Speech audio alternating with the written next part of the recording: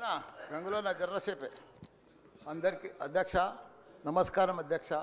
మీరు నాకు అవకాశం ఇచ్చినందుకు చాలా చాలా ధన్యవాదాలు అధ్యక్ష. నాకు ఏం చేయాలనో ఎట్లా చెప్పాలనో ఏం చేయాలనో అర్థమైతే లేదు అధ్యక్ష. నేను పాలమ్మిన అధ్యక్ష, పువ్వులు అమ్మిన అధ్యక్ష, పెద్ద పెద్ద విద్యా సంస్థలు తెరిచిన అధ్యక్ష. ప్రపంచంలోనే భారతదేశంలోనే పెద్ద విద్యా సంస్థలు తెలంగాణ ఎవరికన్నా ఉన్నాయంటే అవి మల్లారెడ్డికి ఉన్నాయి అధ్యక్ష. కానీ ఇప్పుడు అంతా అయోమయం ఆగం ఉంది అధ్యక్ష. ఎట్లా అంటే నా మేడ్చల్ నియోజకవర్గం అధ్యక్ష, భారతదేశంలోనే ఏకైక నియోజకవర్గం మేడ్చల్. నేను జిల్లా చెప్తలేను అధ్యక్ష, నియోజకవర్గం నాది పెద్దది అధ్యక్ష. 7 మున్సిపాలిటీలు, 3 కార్పొరేషన్లు, 61 గ్రామాలున్న ఏకైక మేడ్చల్ నియోజకవర్గం మల్లారెడ్డిది అధ్యక్ష. మల్లారెడ్డి అధ్యక్ష, మల్లారెడ్డి అధ్యక్ష. దాన్ని అతులం కుతులం చేస్తున్నారు అధ్యక్ష. దాన్ని జిహెచ్ఎంసీ అని. ఇప్పుడు నా తన 7 మున్సిపాలిటీలు ఉన్నాయి, 3 కార్పొరేషన్లు ఉన్నాయి, 61 గ్రామాలు ఉన్నాయి. అందులో 28 గ్రామాలు తీసి మున్సిపాలిటీలలో కలిపేసారు పక్కకునే గ్రామం. ఆ మున్సిపాలిటీలన్నీ ఇప్పుడు వాళ్ళ పీరియడ్ అయిపోగానే జనవరి 27కు అవి జిహెచ్ఎంసీలో చేస్తారట. నా టైంలో ఒక్కటే పీరియడ్ అయింది వాళ్ళు గెలిచి.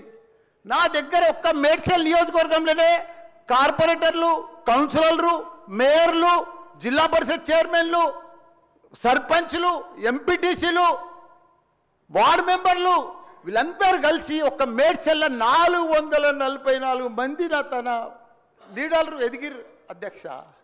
ఇవాళ వాళ్ళంతా మటాష్ అయిపోయారు. మొత్తం సగం మంది కాంగ్రెస్లకే వచ్చారు. అయోమయంలో పడిపోయారు వాళ్ళు మొత్తం కాంగ్రెస్లోకి పోయి. ఎందుకంటే మళ్ళీ ఎలక్షన్స్ వస్తాయి, మళ్ళీ మున్సిపల్ ఎలక్షన్స్ వస్తాయి, మళ్ళీ సర్పంచ్ ఎలక్షన్ వస్తాయి అంటే ఏ మున్సిపల్ లేదు, కౌన్సిలర్ లేరు, అన్ని జీవోలు కూడా వచ్చేసినాయి అధ్యక్ష. ఆల్రెడీ మున్సిపాలలో గ్రామాలు కలిసిపోయినట్టు, మళ్ళా గ్రామాలని మున్సిపాల్ కూడా అన్ని జిహెచ్ఎంసీలో కలిసినట్టు. ఒకటి అధ్యక్ష, కలుపుని తప్పు లేదు.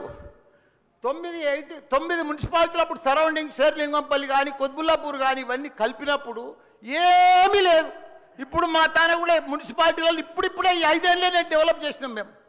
కానీ ఇప్పుడు ఇప్పటికి ఇంకా గ్రామీణ వాతావరణమే ఉంది, ఇంకా పొలాలే ఉన్నాయి, ఇంకా సరిగా బాత్రూమ్లు కూడా సరిగా లేవు ప్రజలకు, ఇంకా పెంకిటిల్లే ఉన్నాయి. అవన్నీ కూడా జిహెచ్ఎంసీలో కలిపితే పరిస్థితి ఇప్పుడు బంజారాల్లో జూబ్లీ హిల్స్లో అదే ట్యాక్స్ ఉంటుంది, మా గ్రామాలలో అదే ట్యాక్స్ ఉంటుంది అధ్యక్ష. ఈ పైసలన్నీ కూడా తీసుకుపోయి ఏదైనా పెద్ద పెద్ద ఫ్లైఓవర్లు వేయాలన్నా ఏది వేయాలన్నా మళ్ళీ జూబ్లీ హిల్స్ బంజారాలని ఖర్చు పెడతారు అధ్యక్ష. మా పుణ్యాన్ని మా మున్సిపాలిటీలో అట్లనే ఉండని, ఇంకో పీరియడ్ ఉండని, ఇంకో 2 ఉండని. శ్రీధర్ బాబు గారు మా సీఎం కూడా చెప్పండి మీరు దయచేసి ఈ సభ ద్వారా మా మున్సిపాలిటీలు ఇంకో పీరియడ్ ఉంటే మంచిగా అవుతాయి. ఎందుకంటే గ్రామీణ ప్రాంతాలు ఉన్నాయి, ఇంకా వ్యవసాయాలు ఉన్నాయి, ఇంకా పెంకటిళ్ళు ఉన్నాయి.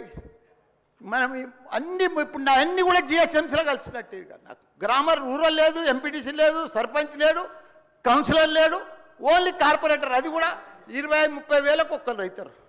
444 మంది పోయి 40 మంది కూడా గారు 8-10 మంది అవుతారు నా నియోజకవర్గం.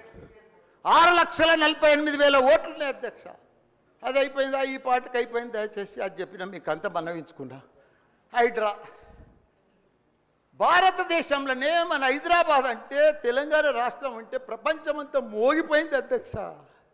ఐటీ రంగంలో కానీ ప్రతి ఒక్క డెవలప్మెంట్లో కానీ ప్రతి దాంట్లో కూడా హైడ్రా వచ్చినాక ఒక్కసారి హైడ్రా ఏం పెద్ద తప్పు పని చేయలే, కానీ హైడ్రా వచ్చినాక ఒక భయాందోళనతోటి మొత్తం కుప్పగొలిపోయింది అధ్యక్ష. హైదరాబాద్ సిటీ దిష్టి తగిలిపోయింది అధ్యక్ష.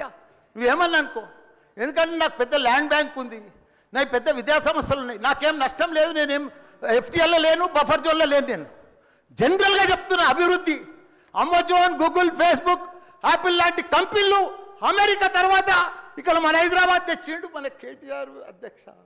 హెడ్ క్వార్టర్స్ ఈయనే ఉండే అధ్యక్ష. ఐటీలా మనం కర్ణాటక బెంగళూరు మించినాం అధ్యక్ష. ఇక్కడ 9 లక్షల మంది ఉద్యోగాలు చేస్తున్నారు, ఐటీ ఉద్యోగాలు. పెద్ద పెద్ద ప్రపంచం అంతా కూడా హైడ్రా తీసుకొచ్చి పెద్ద పెద్ద వాళ్ళకు బుగులు పట్టిపోయింది అధ్యక్ష. గరీబ్ వాళ్ళు అయితే గుండెలు వలిగిపోయినాయి అధ్యక్ష. మరి అది ఎందుకు తెచ్చిర్రో ఏమో మళ్ళీ నాకు అర్థం కాదు. ఇప్పుడు ఒకటి అధ్యక్ష, ఇప్పుడు నాయే కొన్ని ఎఫ్టీఎల్ ఉన్నాయనుకో, ఎగ్జాంపుల్ చెప్తా శ్రీధర్ బాబా. మన ఇంట్లో మన సెల్ ఫోన్లో చూస్తే మన భూమి వన్ జర్సెప్టి ద ఫ్లో ఆగిపోతుంది అన్న. మీకు దండం పెడతా, మీరంతా చాలా మేధావులు. మన ఇంట్లో కూర్చొని కూడా మన పొలం హైడ్రాల్ ఉందా, చెరువు ఎఫ్టీఎల్ ఉందా, బఫర్ జోన్లు ఉందా చూసుకోవచ్చు. అంత టెక్నాలజీ వచ్చింది. గూగుల్లోకి పోతే చూసుకోవచ్చు. చూసి ఎవరెవరికి ఉందో ముందే నోటీసులు ఇచ్చి ఓపికతో అర్జెంట్ ఏముంది, తెల్లారి శుక్రవారం పొద్దుగల్లే పోయి శనివారం పొద్దుగల్లే పోయి కూలగొట్టాలని ఏముంది అధ్యక్ష.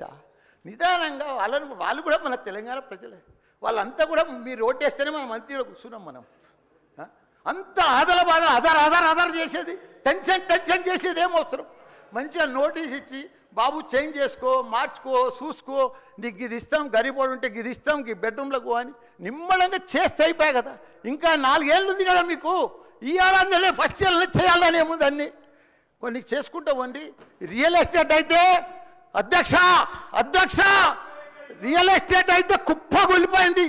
ఏదైనా పెళ్లికి అమ్ముదామన్నా కొంటలేరు ఎవరు. పైసల రొటేషన్ లేదు, వ్యాపారాలు లేవు, బిజినెస్లు లేవు, ఏమీ లేవు అధ్యక్ష. దయచేసి మీరన్నీ కూడా ఆలోచన చేయాలని మంత్రులు ఉన్నారు. అందరికి కూడా చెప్తున్నా, అందరికి కూడా దండం పెట్టి చెప్తున్నా. థ్యాంక్ యూ అధ్యక్ష.